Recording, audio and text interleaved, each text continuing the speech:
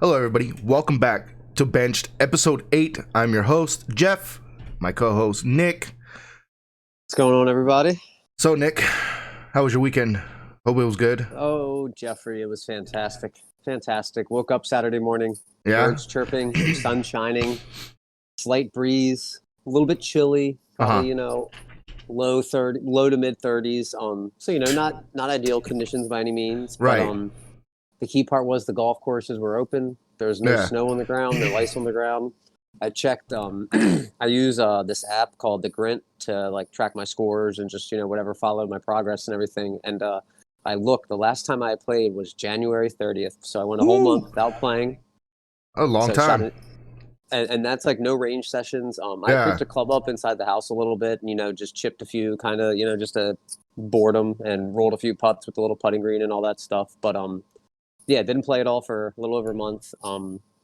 Shot an 82 at a local city course. Okay. So, not the best conditions, but Yeah. we Now, were is out there. Shot Is an there a 82. big drop off between local city courses and say a private course or something that you would go to? Yes. From the course I played on Saturday, yeah, the course I played Saturday is in a don't get me wrong, any golf course is a great golf course, and I just love playing the game, regardless of what type of. I'm not one of those snobs that I need to play at the Primi Prep Country Right. Club. Or, no. I mean, don't get me wrong, they're great courses, it's all that, but a lot of Tea the time time, after those country brunch. clubs are overhyped, and all you're paying for is just better mode, rough or something like that. Yeah. It's like whatever. So there is quite a drop off. If you would compare the course I played to a private country clubs, I could think of a couple country clubs to where they had held a PGA event. There's I live in Maryland, so Caves Right. Valley is here. Right. Coming up this year, the BMW Championship for the PGA Tour is going to be Oh, here shit. in August this year. So Yeah. there's Are you gonna go to that? legit. Yeah. Oh yeah. No. I'm set. I already signed up. I'm volunteering. I set up. Okay. Volunteering 2 days. I'm doing product delivery. Okay.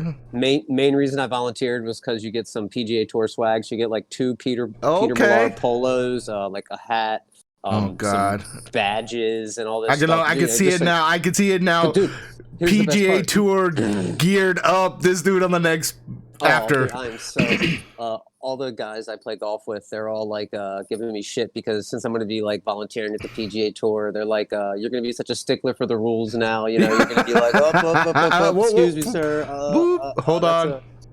That's not a legal drop right there. Yeah. I need 2 club lengths. No more, please. But no, like I was saying, you get a bunch of free swag and all that. So that's the main reason I volunteered, and I got my volunteer assignment, and I got product delivery. Okay. So I looked a little bit into what product delivery is, and from what I understand, it's delivering anywhere from drinks and snacks to tee boxes at times to delivering hats and towels and swag to the players and the caddies to wear out. So I mean, I'm not saying I'm going to be sitting there running out, new I'm gonna have to watch ball caps to Bryson DeChambeau or anything like that. And it also depends on if there's going to be fans or not. Because if depending on whatever the fuck COVID happens, because I don't even know anymore with this shit. Right. But they may not have fans there. They could have fans there. So if they don't have fans there, I might be able to snag a little bit of TV time here and there. Maybe get out, knock myself around. I swear to God, if I see you on the television, I'm gonna lose it. Oh, I'm gonna try. I'm not gonna get myself banned or kicked out or anything. But I'm hoping to sweet talk some of the guys there because Caves Valley. I've never played that course. Very exclusive course. You got to be a member of Caves Valley. It's it's something ridiculous. I don't know if it's 6 figures to join or something, but I mean, it's definitely up there. It's a you kind of made it type country club, and I would love to play around there. So I'm hoping I can kind of snooze some of the people there or something like that, and just be hey, let me come back and just play around with my dad sometime. Not trying to get a bunch of discount. I just want to experience the course one time. I don't care if it's a Tuesday night or whatever. Yeah. Whenever you can squeeze me in, let me just come out here to whack it around one time. But man, that's cool. That's cool. And yeah. So it's going to be a fun time. I've already put off. Oh, I haven't put it in yet, but that reminds me, I got to put off time for work. I'm going to take off that whole week in August for work, just to just to did get the that. mindset ready and Yeah. Oh yeah. Oh, yeah. I can already see. So, quick question: Do you now are they giving you like do you have a uniform or something that you have to wear while you're out there? Yeah. Okay. That was part of the thing. Like the part of the swag you get was like the Peter Millar is like a very high end kind of like golf apparel company. Yeah. And they make really really nice polos and like pants and just a golf attire. And you get 2 Peter Millar like PGA like Caves Valley shirts and all that stuff. That's like your volunteer uniform for they expect you to wear that while you're there and working. So you get to keep that, and you get like a hat, you get, a little swag bag with like probably some buttons, some stickers, some, whatever.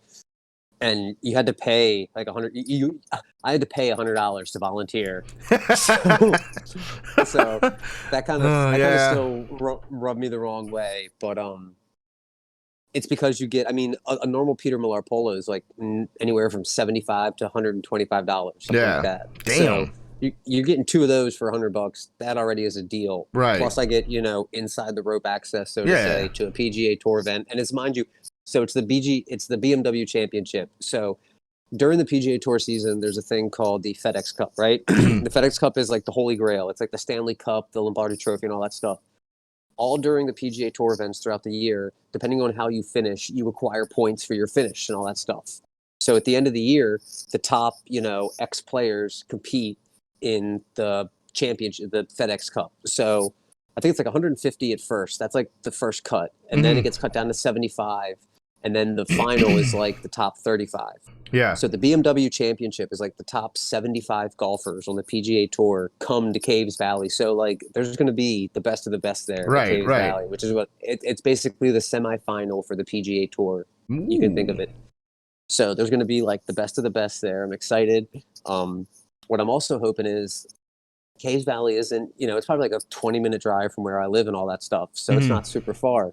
So I need to start scoping out some of like the hot spots around the area there, right? And see where some of these people are going to be hanging out and all that stuff. And you know what I mean? And maybe, catching some drinks or something afterwards. I just want to get like a cool picture, Yeah, 100%. Because once these guys are on the course, I'm not gonna. They're untouchable. Well, they're also. I'm not gonna be, while Rory McIlroy's on the putting green warming up. I'm not gonna run up to a Rory, let me get a picture. Yeah. He's trying to get dialed in.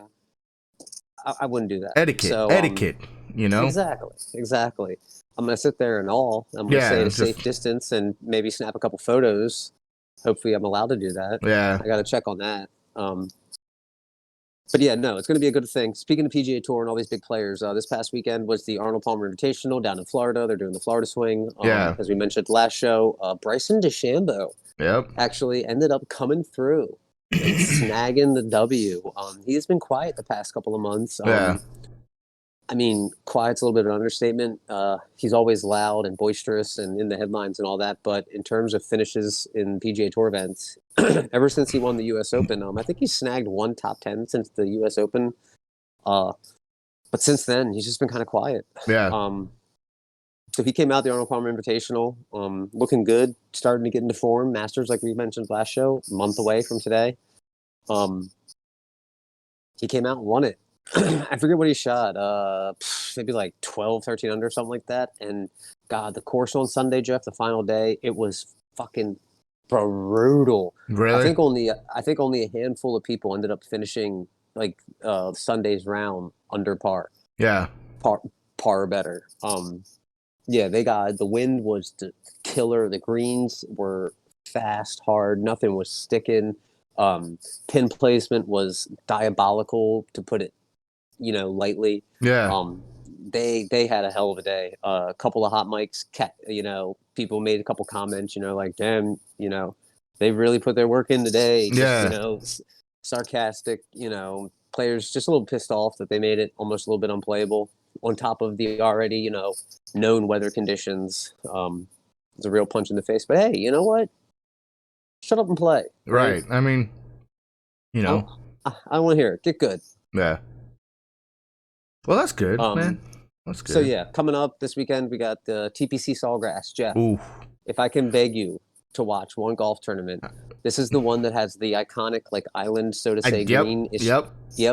So this is a tournament you want to watch. This is a tournament you want to watch. So beautiful course. My extent of golf up until this year, since I've been watching it with Nick and all that, has been Tiger Woods, PGA, right? Tiger Woods golf. And Sawgrass was one of my favorite courses in that game. For that, like, I loved that little island, the one you're talking about. It was just such a beautiful course. But yeah, so I'm definitely down to watch. Iconic course, going to be a great weekend. All the big names are going to be starting to come out here over the next couple of weeks. Because we got it's the Players Championship at Sawgrass. Yeah. Coming up after that is the Honda Classic, the match play event, an event in Dominican Republic, which I don't think a lot of people are going to go to. I think the Dominican Republic event is going to be a little bit of a sleeper event. Most people are probably going to be doing the Dell Technologies match play event in Texas. The Texas Open in San Antonio, which again, I think is going to be pretty quiet. Don't think a lot of people are going to show up for that. Potentially. But then, the Masters is the following week. Yeah. So the Masters starts April 8th. It is March 8th. Exactly 1 month from today, Jeffrey. We're going to have to do a special Masters cast. Yep. I'm all for it. Talk all about it. I'm all for it. Do a prep show. I'm all for it. But we've been talking about golf for a good couple of minutes now. So we can move on to the next bit. My prediction for the players, real quick. I'm going to pick my boy Kevin Kisner. Yeah? Kevin Kisner. He has some history here at Sawgrass. Ricky Fowler beat him in the playoff a couple of years ago. Kis knows the course, plays well, been playing well recently. Yeah. He's going to surprise some people. If he doesn't win, I'll give him top 5. Top 5? Okay. Sounds good. What's been on your radar? I know the draft's coming up soon in the NFL. Any big NFL headlines that's been catching your eye or anything like that? Because I know you're probably getting ready to do a draft shows. Yep. We're going to be doing the draft, mock draft 1.0 on Benched. Truthfully, it's been a little quiet. I mean, I think Roethlisberger signed he restructured his deal, got a 1-year deal or extension. Right? The Steelers. I think every Ravens fan put out a big cheer when they heard that. Yeah, love to hear that. Sure, bring back Big Ben for another year. Bring him back, yeah. Let me ask you this question, right? Week 12 of the NFL season this year coming up. Okay. Is Ben Roethlisberger starting for the Steelers? Week 12, with his history of injuries, his age. Now, are we talking? Well the Steelers going to be question? Doing? Now, here's my question: do they still have they picked up another backup quarterback, or is it Mason still back there? It's right now, whatever they have. Like, it's whatever they have. You know what I mean? Just like right now. Yeah. Week 12. I think week 12, I think he's still starting. You think he's still starting? If as long as there's no crazy injuries. I mean, here's the thing. Like, if he's starting, then they're either doing well and he's playing well, or they're doing bad and they're not going to make anything. So there's no point in, and it's sad to say, but like they're not invested in him. So I mean, it's like using the last bit of the tire before you get it. I think he freed up out. $5 million. Yeah, he freed up $5 million, which sucks. So. But I mean, at the end of the day, they're not truly invested much into him after this year. What if they bring in Ryan Fitzpatrick? Because he doesn't want to retire and he still wants to play. And I don't see him staying in Miami, really, right? That's why I was wondering. That's why I was wondering if Rudolph is still the backup. I mean, do I see Rudolph being the staple point there in Pittsburgh as well? No, I think they need to start looking at replacing Big Ben with somebody else that's not on that roster right now.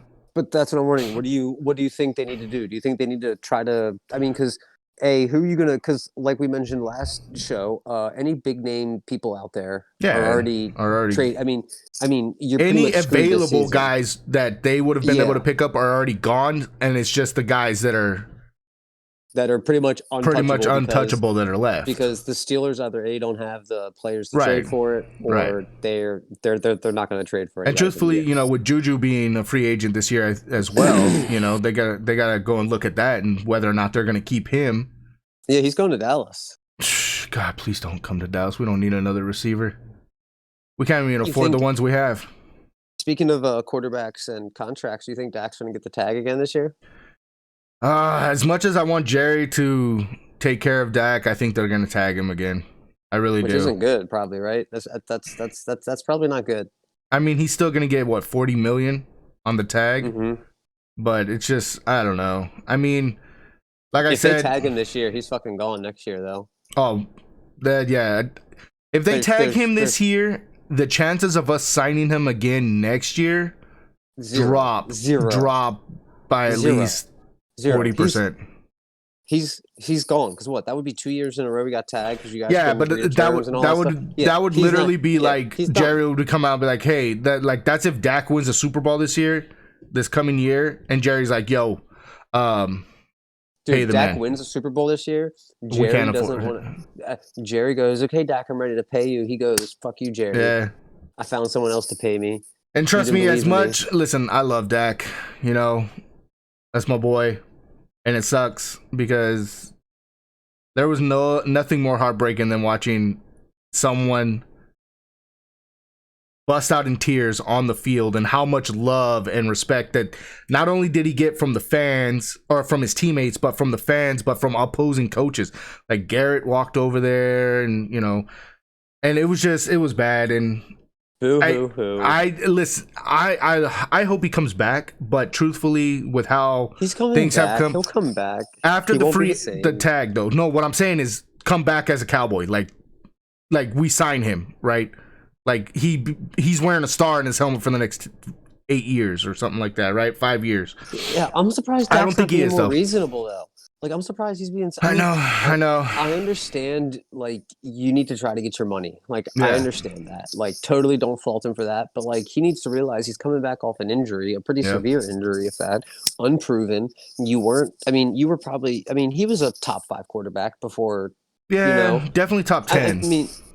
I mean, definitely top 10. Definitely top 10. I don't know after seeing this season. You know, because with how Kyler Murray and all that. Fanned out, and you know, people like Tua or whatever. A couple other people, you know, had some moments. Top 5 might be an argument, but anyway, yeah, I'm surprised he didn't try to do something like, look, pay me, you know, decent amount this year. Give me a 1 year. Let's agree to a little 1 year thing, depending on how we do and what stats I put up and all that. Let's look for next year to get the big deal. Because either way, it's win-win for him. Because if Jerry I could tell you right now, if Dak wouldn't have gotten hurt the way he was playing right now, he would have definitely broken the passing record and all that stuff. Because take this in, no. 4 games in, he already had almost 2,000 yards. It took to week 6 of him, 2 games of him not playing. For teams for the other quarterbacks to finally pass him. You're talking about so many other things holding up for another. Listen, like, that's what I'm saying. Nice. Which all right. In the NFL is absolutely, you know, there are plenty of people. I mean, okay, you can take Lamar's first 4 games and be like, oh Lamar my can't God, pass. if you would have had that. Lamar can't pass. No. But I'm saying like rushing or something like that. Oh my God, Lamar could have had like a 2,000-yard rushing season as a quarterback. You know, if you take his first 4 games or something like that, because he could have played the Bengals twice or something. You know, whatever weird shit. Not saying Dak wasn't having an all-star season, because he was playing his fucking heart out and his lights out at the beginning half of the year. I hated seeing it because it made you happy, and nothing upsets me more than watching you happy when the Cowboys are doing good. Thankfully, reality struck in. Yeah. And, you know, they came back to earth. Yeah, I mean, truthfully, do I see Dak? If they tag him again this year, I don't think he'll be a Cowboy the year after. So, it's heartbreartbreaking, but, I mean, it is what it is. I mean, I know that's heartbreaking, but that's not Dak, you know? That's on fucking Jerry and the Cowboys organization, you know? Because that's 2 failed contract negotiations. If I'm Dak, I'm saying no. Fuck you. Well, I mean, here's the other thing. Here's the other thing is, like, literally, it sucks too because Dak got the shaft because we had the Zeke thing come up early. Zeke literally went for a contract early got his big deal. Then we had to sign DeMarcus Lawrence, who got his big deal. Cooper got his big deal. That's what right? Dak's looking at. And then, but mind you, then all the other thing was Jalen Smith still had, I think, 2 years left on his contract. A year or two left on, and he got an extension. But truthfully, I think the Jalen Smith extension was a kind of like fuck you thing towards Zeke when he was trying to get his, Yeah. And so I just think it was really bad management by no, that's what I'm saying. It's really bad management knowing that your superstar quarterback is going to come up for a contract. He's going to want to get paid, and you're out here just throwing money around willy-nilly to all these other guys, Now, if I'm on the other, if I'm like Zeke, I'm like, yo, listen, man, let's restructure. Because Zeke needs his boy. If I'm there, I'm trying to restructure. Zeke does not want to go through that contract. Yeah, no. Fucking no. But yeah, so Zeke will be hurt. Yeah. What else? We had some drama. Did you hear what the Bills owner said? No. I was actually reading it earlier before we started. I was going to read it. Bills owner Kim Pagula. Pagula, I believe that's how you say it. Correct me if I'm wrong. She said 2020 set the floor for Buffalo. Bar is much higher for 2021. So I like it. So I mean, yeah. I like it. I like it a lot, dude. That's like I said, the Bills, I called it last year. The Bills were my sleeper. They were my dark horse. And truthfully, like they got better than the year before. Last year, the year before they were in the playoffs. Last year, they got better. This year, I still think they're going to get better. I still think Buffalo is going to be a team that you need to worry about. Do you think the Bills could be the new New England 2.0? I don't know if they're there yet. I don't know if they're there yet. Do you think that's still going to be Kansas City? I mean, because also, mind you, Mahomes is coming off of surgery. Yeah. Toe surgery and all that stuff. I mean, hey, it's still important. Yeah. You can't walk without your toes. That is true. So I've heard. Well, no, not true. You can. I mean, not very well. I could cut off my ring toe. I mean, I think it's like your big toe is like the most important one. I think because that's like the balance. Well, which one did he have surgery on? Big toe. I think, big toe. Yeah, it was a turf toe. Yeah. Oh, dude, and turf toe sucks. It hurts so much. But yeah, Bills. I love it. I love what they're doing over there in Buffalo. I love the atmosphere that they're bringing to Buffalo. Bills Mafia is a lot of hit or miss for me. It's a lot of hit or miss. Some of it I love and I eat up because it's great. Some of it is real cringy and kind of over the top, and I'm just like, why? But hey, to each their own. As long as they're having fun, and whatever. Hats off. NFL has been kind of quiet this past week, though. Not a whole lot of news. We did have a little bit of drama. Little drama. I think. Wait. What happened? Drama. Spill the tea. It's the whole thing in Seattle. Russell Wilson. Give me the news. I don't think I really the season ticket holders received their annual letter from the Seahawks. Brass, from the ownership. And the letter did not include Russell Wilson's name on it. So, Wait, what? Does each player sign the letter? I don't know about each player, but I'm assuming and I'm pretty sure that Russell Wilson's name is usually on that letter. Was his name printed there and his signature not there? Or I can't imagine he fucking... I don't know. Just from what I read on the news was his name was not included on the letter. So I'm assuming his name was actually not on the letter, type of thing. So, I mean, it kind of reminds me of some high school BS going on over there in Seattle, but I'm eating it up, man. Michael Brockers came out and was like, man, I'm hoping Russell Wilson gets traded. You know? If I'm Russell, move on. It's true. It's like there's no Wilson point to the Steelers, dude. I was talking about maybe Russell Wilson to New Orleans, maybe. Okay. Because New Orleans just did free up like Yeah. $14 million. 14 by, like, million. did they Yep. like redo their contracts or They like restructured yeah some of the contracts yeah of some of the. 13.4 million in Yep. cap room with restructured deals for Yep. Davis and Jordan. Yep. Okay. So they're trying to make some moves. I know they got some big Well, contracts on because that roster, but I mean, well, yeah, they also because they entered the offseason with the worst salary cap yeah. situation in football. So they yeah. So I'm predicting, truthfully, if I'm just saying this right now, if I'm the Chargers, go make a play for Marshawn Lattimore, the cornerback over there, right? Mm-hmm. Go make a play for him. Chargers need help. Saints need to offload some of this big contract that they have, and truthfully, could set up a little bit of help to try and get maybe, because I'm assuming the Chargers would also send a first rounder over there. Well, what's but is Russell Wilson's contract like up to is he like because I'm reading how the Seahawks released Carlos Dunlap too. yeah, yep. Which freed up $14 million of fucking cap Jesus. space. So I mean, I don't know if his I think he signed his contract 2 years ago. Bless you. He signed his contract 2 years ago. Thank you. And I think it was maybe 2-3 years ago. So he's up there. I mean, it might be almost time for him to start restructuring for the second time. But I don't know.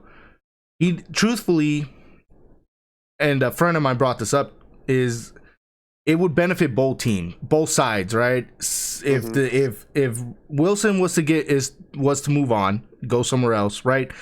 Then he gets freed out from this whole drama situation over there, right?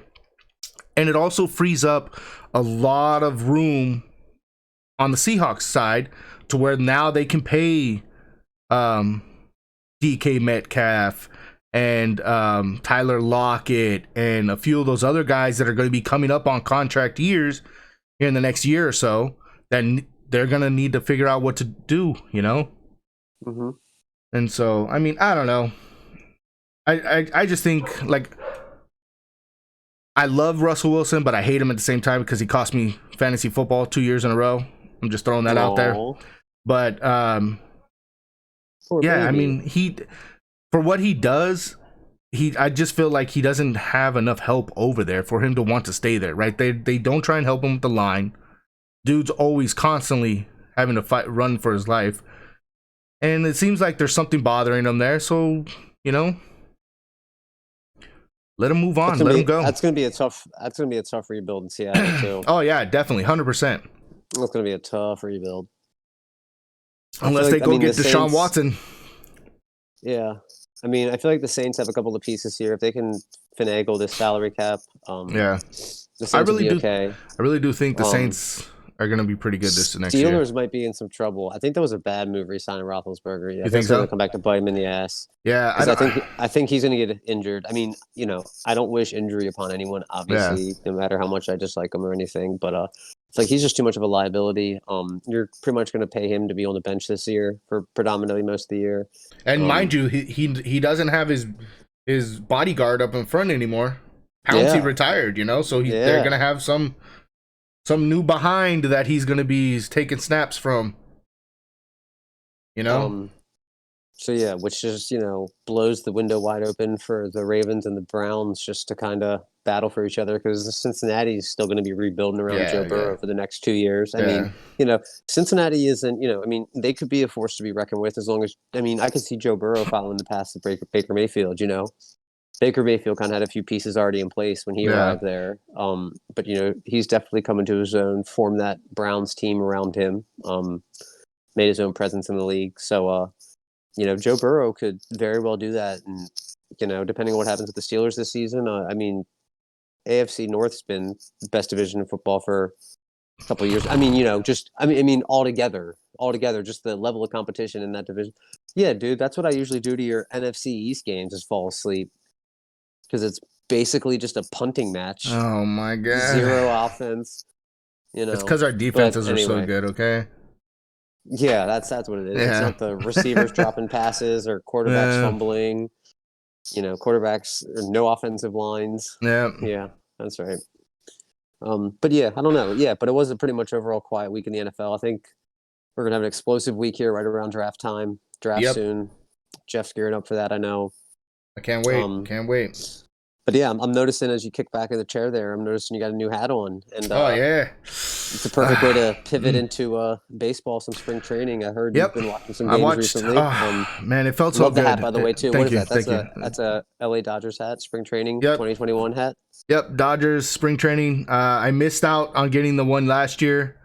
I had to settle for the batting practice hat. So I had to wait to bandwagon the year after they won the World Series. Gotcha, pretty much. You're lucky I didn't buy the championship World Series hat. So I was contemplating doing that too, but yeah, no, I love the design on this. You know, it's got the sun with the glasses on. It's got the cactus in Arizona. Sick. You know, it's nice. Looks sick. I watched. I'm just so glad that baseball's on. You know, I sit here and I throw the games up on the monitors, you know, and I watch it. I watched Padres, a few Padre games, Dodger games. I'm a little disappointed in what I'm seeing from the Dodgers. I know it's just spring training, but I mean, I'm not liking their defense, and I'm not liking their hitting coming from. And I'm not talking about the stars because I don't think Bellinger's played. I think Justin Turner played a few innings. I've seen him play. We did get to see Trevor Bauer pitch this weekend. I don't know if it was jitters or what, or I mean, he was pitching with like one eye closed half the game. I don't know what he was doing. He was trying not to reveal his stuff, dude. Yeah, I mean, like I said, for the non-starters, there, I'm kind of like, I would like to see a little bit more pop coming from the bat. You know, a little bit more, less errors. I've been seeing a lot of strikeouts. You know, less errors on the defensive side of the ball. But you know, I watched some. I did watch the Yankees, and I think you guys played the Phillies, right? Mm-hmm. Was it the Phillies this weekend? Yeah. That was a pretty nice game.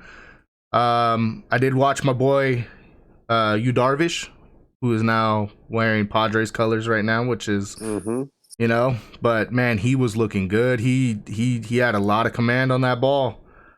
So it's gonna be an interesting interesting season this next season, you know, between the Dodgers and Padres. There's some talent on both of these rosters. It's gonna be fun to watch. A little bit of history here now starting to brew too between these two organizations. I mean, there's always been a bit of a rivalry in state teams. I just really feel that.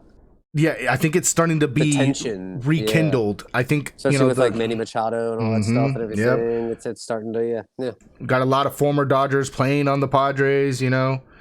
Yeah, going back to your point, I do miss having baseball on because I do miss being able to like put a baseball game on the TV or on the radio in the house or whatever, and just being able to go about my business. And just have it in the back. Because like football and hockey and golf, I like to really watch those. I enjoy watching those. Baseball, I can just listen to a baseball game and be totally content. You know, just cleaning up around the house or whatever, just, you know, working on editing videos, you know, that's what I like to do. Yeah, exactly. Just put it on the monitor, like you were saying. Even if I'm like playing a game or something like that on the computer, just put the game up on the other monitor and just, you know, zone out to that. It's fun. Like I said, I'm just really happy that baseball's back right now. It gives me something to, like you said, to watch when I'm not watching something, you know, like because football's about to hit a real big standstill for a while. Gonna be a little plateau in the NFL. I'm, you know, dabbling. I'm checking baseball scores here and there, and, you know, watching things here and there. But I told myself 2 weeks before the season starts, I'm gonna start really watching because those 2 weeks prior is when you're really gonna start seeing more of the starters and the regulars kind of start working their way in the rotation more. I do have to say, sorry, Justin Turner made two amazing plays, two diving, you know, little grabs. They were pretty nice. You know, he seems to be like he's ready for the season to start, and I just love to see it, you know. Well, he better be with what they're paying him. Yeah, I mean, shoot. But back to, you know, your But yeah, no, I'm just excited for baseball to be here. It's going to be fun getting into it again. Between baseball and hockey, I'm always going to have something to watch every night. Speaking of which, I've been starting to watch hockey a lot more. Capitals are looking good. Had a tough game when they're not cut checking lost somebody. Like 5-1. Yeah. Tom Wilson had I mean, a bit of a questionable hit. Yeah. And I mean questionable as in I don't know what the fuck he was thinking doing that because it was Yeah. just absolutely stupid. I don't know if there was some other beef on ice that we're not privy to, sitting back in the comfort of our home.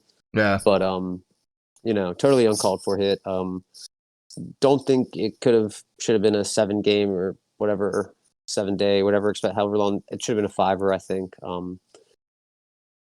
I don't think he was trying to, severely injure the guy. I thought he was trying to give him a fucking hard hit, obviously, and all Right. that. But I think it was just one of those weird circumstances with how the guy like happened to turn and look, and with just how everything came together Yeah. so quickly. I mean, don't get me wrong, he was definitely targeting him, and he came in there with a purpose to smash him against those boards. But I don't think he was like trying to fucking send him to the hospital and end his career or anything like that. Yeah. God forbid. Ovechkin also had another little incident where he, cup checked. The little rookie, rookie, poor little rookie, yeah, man. dude, He's out here just trying to make a name for himself. Little fucking rookies over there slashing him, trying to pick on Ovi, and Ovi let him know, like, hey, dude, that's like if you want to drop gloves. Well, no, because 2 years ago when the Caps on the road to the Stanley Cup, there was another rookie that and after we had this talk, Jeff, I'll show you the video. Another rookie tried to square up against Ovi, and Ovi fucking knocked his ass to the ice in like 2 punches. And like, I don't think the guy finished the series because of like the concussion protocol and any of that stuff or whatever. But sometimes these young pups, they got to get checked by the older dogs. There's some, and that's the wild thing about hockey. Some of these young people in hockey are like 19, 20 years old. Like there are like legit some 20-year-old professional hockey players playing on an NHL team right now. Like they can't even go to the bar with the team after a win, but they're out there and then they gotta have a Coke when they celebrate. No, but then you look at people like Tom Wilson and Chara, or like who are like 6'4" plus 270. Yeah, I mean, dude, when I was 20 years old, I was 5'10", 135 pounds, dude. I can't imagine playing NHL hockey at fucking 20 years old against these like it's like literally you're playing hockey against your dads. Yeah. Your dad and his friends. Yeah. But NHL is crazy. Always a lot of fun watching those guys. Yep. Still, I think personally, probably the most skilled major professional sport. You think so? Out of all the major sports, I think hockey. I think you could take a hockey player and plug him in to any other major sport, and he'd be able. I mean, he may not be like professional level quality, but he could like compete in it, and like not make a buffoon of himself. I don't think you could take like a football player and ask him to play hockey, basketball, baseball. You know what I mean? Yeah. I'm sure there'd be a handful of them that could. I'm sure they are because they're professional athletes nonetheless. They could probably catch on after a while. But I feel like a professional hockey player could pick up a baseball bat and hit a major league pitch within 10 tries. Oof. I don't know. I got cocky one time. My sister was playing softball, right? And so I'm like, I could hit that pitch. The girl sent me on my ass like 4 times, dude. Like, since then, But see, you're also not a professional athlete. We're talking about a professional hockey player whose hand-eye coordination is, think about that. Their hand-eye. That is true. I'm not saying they would hit it 480 dead center, but I'm saying they'd be able to make contact. Foul tip it or something. And at least hit one into play. Not saying they get a base hit in a major league game because I'm sure they'd get out, but they could at least put it, hit it to the shortstop or something. Yeah. And, I'm sure they could hit a 3-pointer, or something like that in basketball and dribble. Yeah, I don't know. But that's why I think hockey, out of the major sports, hockey takes the most talent. You think so? Definitely. Locking it down right now? Definitely. But, locking it down, secure it. Speaking of bad hits, did you happen to watch any of the UFC fights this weekend? Oh, you had to bring that back up, dude. Dude, I want a refund.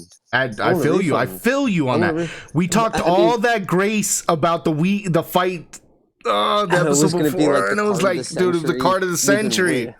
We've been waiting for a card like this, bro. It's the fight that it's the fight weekend we've all been waiting for. Yeah. And I literally could not. I could not wait for it to be over. Especially the Adesanya fight. I could not. I'm like, really? Like, I when it finished, I was like, damn, did they already fight 5 rounds already? And my buddy was like, yeah, it's over. I'm like, huh, okay. That's how bored I was with that fight. And I was so upset because, and I'm sorry, I shouldn't have said that. Well, no, yeah, I do want a refund because the event that I paid for was trash. The early prelims, fucking incredible. I'm looking at it right now. There were 5 of the 6 early prelims finished by 4 of the 6 were knockout or TKO. 1 was a submission. The other was a decision. There were dude, the whole card leading up to the main event was lights out. Absolutely lights out. Top tier fights. Great action. No bullshit. I mean, I hate to say it, but I think I was the one who jinxed it because I was talking to a couple buddies and I was just like, man, there's no way this main card's going to live up to these like early prelims because these are just too good. These are just too good. These title fights are going to be boring. I know it. They're just going to be slow bullshit, decision title fights, blah, blah, blah, blah. Early prelims started out great. That Kai Kara France knockout in the first round with like 5 seconds left was ridiculous. I was like, oh shit, okay, this card's living up. The Askar Askarov fight, straight snoozer.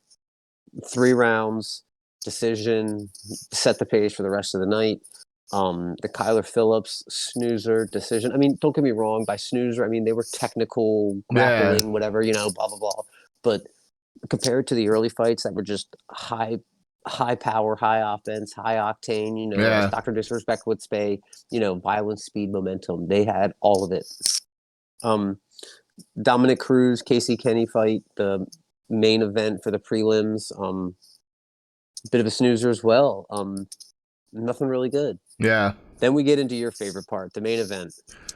The main events. Yep. Thiago Santos against Alexander Rakic. That shit started out crazy. That was a good fight. Yeah. I will say that was the best fight out of the main card 5. That was a great striking, grappling, offensive, defensive chess match that was fun to watch. Not one of those boring where they just sit there and shake hands for 3 minutes, type thing. Great fight. Yeah. The Islam Makhachev and Drew Dober, the fight that Khabib was at, the guy who had Khabib in his corner. Yep. We saw Khabib back in the Khabib octagon. was out there in the octagon. He was coaching. Yeah, it was crazy. Great to see that. It was crazy. And then I loved the interview where they were talking about, like, when they were interviewing him and he was like, yo, I fought everyone that they've put in front of me. Let me get a shot. And he's what, 19-0 right now? He's like a little mini Khabib. 19-1-0. 19-1-0. He's got 1 loss, yeah. And he's like a little mini Khabib. He is. Right? He is. It's wild. And, wild. It's like, dude, man, that dude that's a bad man right there, too. That is a bad man.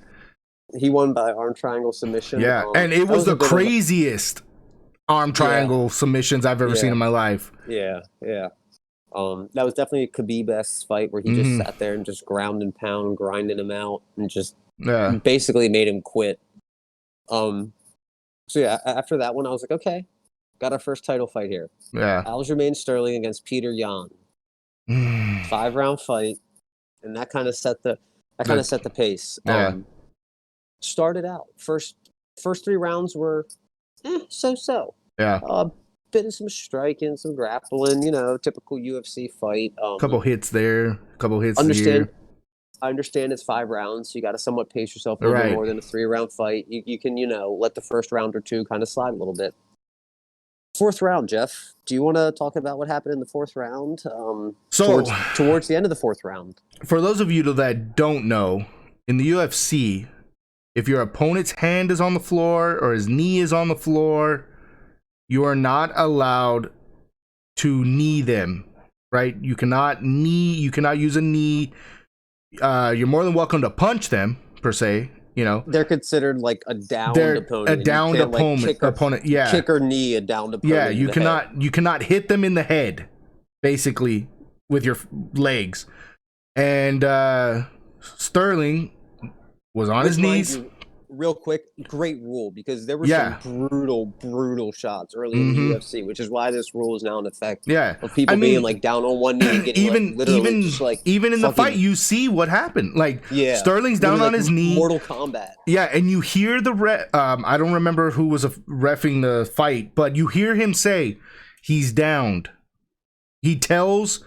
He literally says it. Said it loud. Yeah, he's downed, right? And Sterling. And apparently his corner, Peter Yan's corner. Was have you watched the video?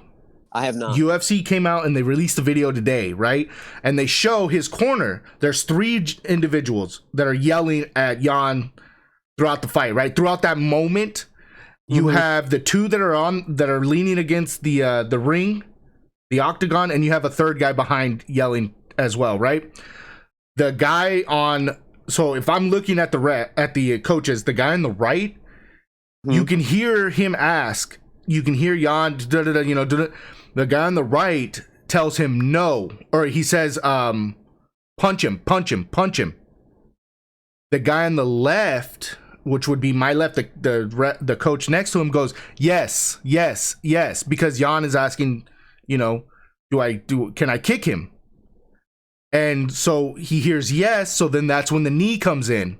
And he hits him with the knee, and as soon as you see the knee come in and hit, the 2 coaches, the one that said punch him, the one behind him, both go, oh no, and they like cover their face, right? Because they already know what happened. And the other guy, the coach on to the right that said yes, sees it, and he goes, yes, like, oh, he's out. Yeah, we win type thing. And he looks at the other coach, and he's like, what happened? So clearly that a little miscommunication, and it seemed like the one coach didn't know the rule. He's used to street rules, possibly, but that's what happened. UFC. So, anyways, Sterling catches a knee to the side of the temple right here, and it was a nasty one. And it was so bad they stopped the fight. They disqualified Yan. Usually, sometimes if the hit's not that devastating, there's like a DQ and they'll like take a point away. Listen, you could tell that Sterling was concussed.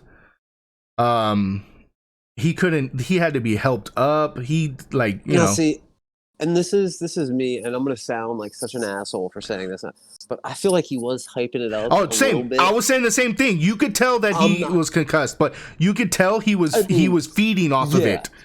Yeah, I'm not saying that, like his acting skills kicked in. Taking a fucking knee straight to the temple isn't, a terrible thing, and that probably hurt like shit and all that.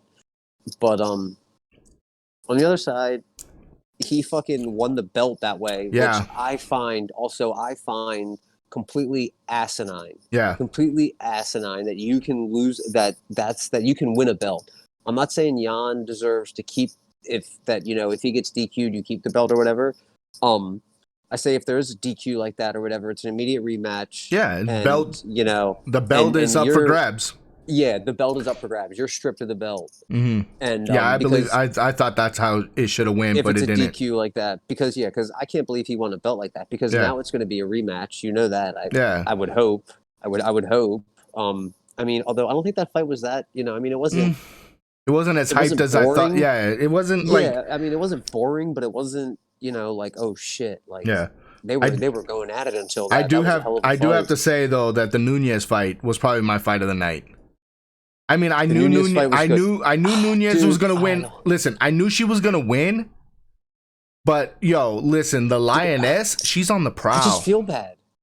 I feel bad for Megan Anderson, dude. I do too, but that's what happens when you go in there against a killer.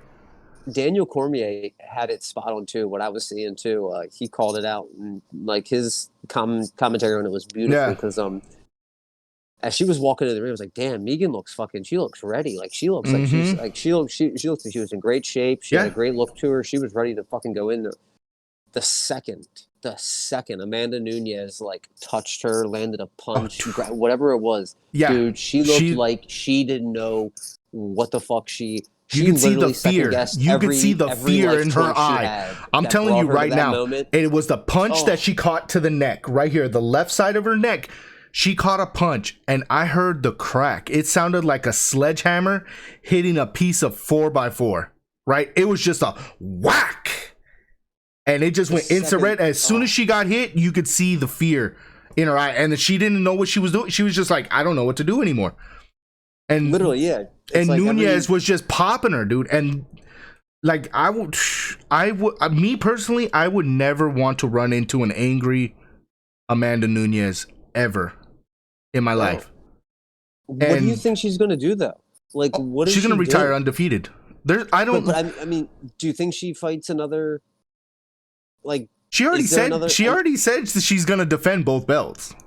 In the interview, but it's like, who is there that's like actually, because like I'm sure people are going to be like, oh yeah, I want to fight or whatever, but they would just get run over. Like, is there actually any like known I mean, I'm sure you and I don't know off the top of our heads. Probably not. There's probably someone training in a back gym with one squeaky bulb hanging from the thing that could possibly do it, but like we don't know yet. One squeaky bulb and like a ripped magazine picture of Amanda Nunez, from, like, 2008. Mm-hmm. It's like, I must train for her. And so, there's possible people out there, but as of right now, no. I think she is going to retire with both belts undefeated. I mean, I think the only person who has a longer win streak or there was one defending the belt longer active. Usman. Yeah, Usman. He has 13, she has 12. 12, yeah. Now, let me ask you this. Let's say she defends both belts, right? Mm-hmm. Wins both defends, and then after she does those 2 fights, she retires, right? Okay. Does she become the greatest pound-for-pound fighter in UFC history and pass 100%. Khabib? Not just women's. I'm talking pound-for-pound women, like all around. Truthfully, if I'm some of the men in the UFC, I'm afraid of Amanda Nunez. Oh, fuck yeah, dude.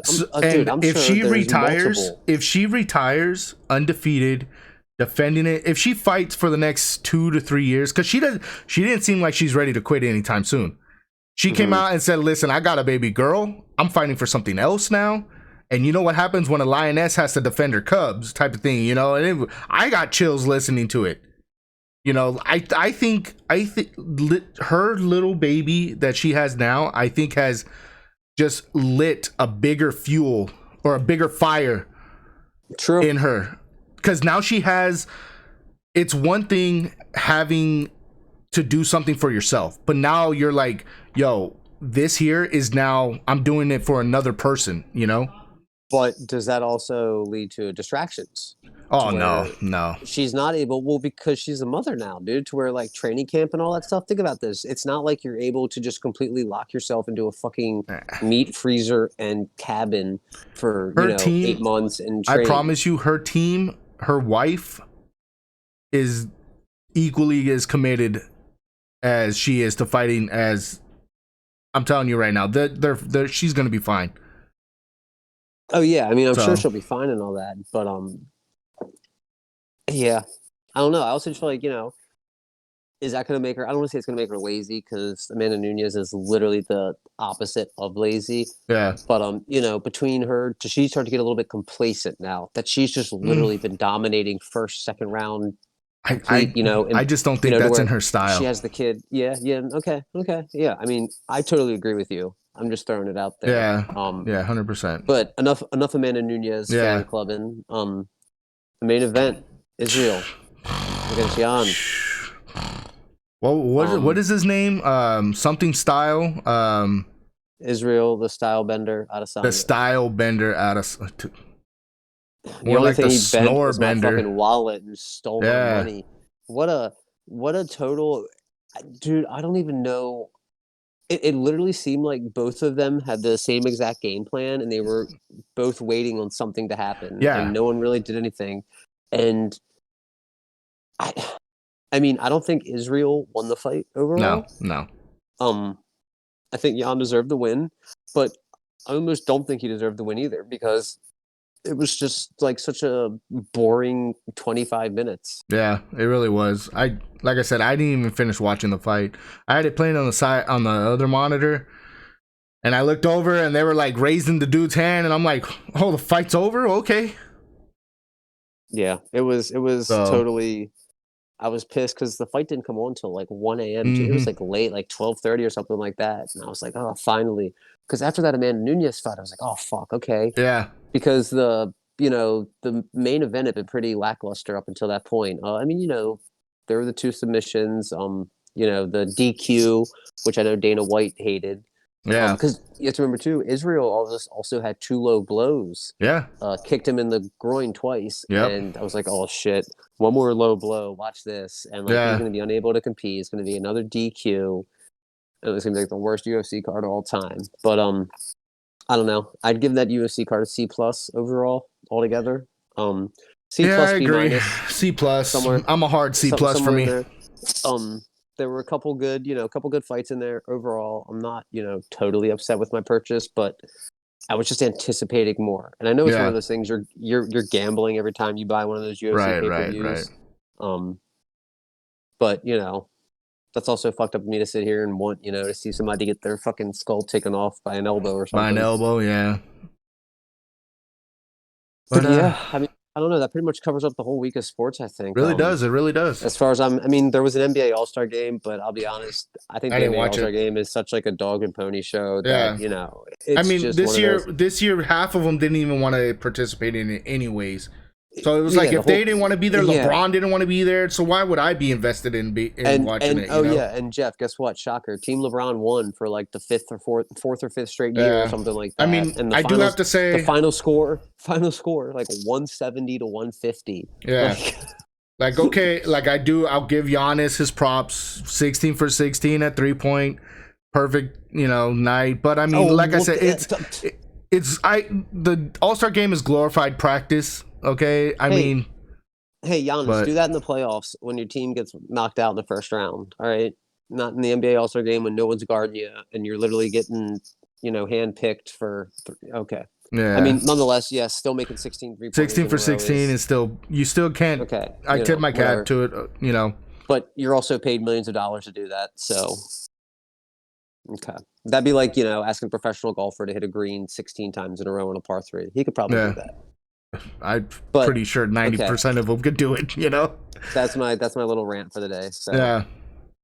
On that note, for me, I hope everybody has a wonderful week coming up. Happy March. Spring has sprung. Yep. So get ready for more golf rants. I know you guys are looking forward to that. It was me and Junior have been playing football. Or we've been playing catch in the front yard. You gotta put a golf club in his hand, man. Dude, become a golfer. Man, I'm afraid to put a golf club in his hand because, the kid, I'm not gonna lie, he has wild power. He can throw a nice ball, right? And I'm afraid to see what he can do with a golf club. Give him a little practicing and like a whistle. Listen, ball. Pops has taken him golfing a couple times to the range and stuff. It's more range, not golfing, but range. And he's got some pop to it, Okay. We'll but see. It's getting nice out where we can go out. It's been kind of really stormy here. There's a lot of rain, wind really bad. So this last week we've been out there. Don't bring that shit up here. We've been out there throwing the football around a little bit, enjoying the sun a little bit, enjoying the daytime. But all right, I'm getting hungry. So I'm ready to head out of here. Remember everybody. Thank you guys all for tuning in. Yeah, Jeff, do your spiel. Remember everybody, you guys can catch this on Spotify as well as YouTube. Just search up Benched Media, and it'll take you to the links. And y'all be safe. Y'all be careful. Y'all take it easy. We love you. Peace. Peace.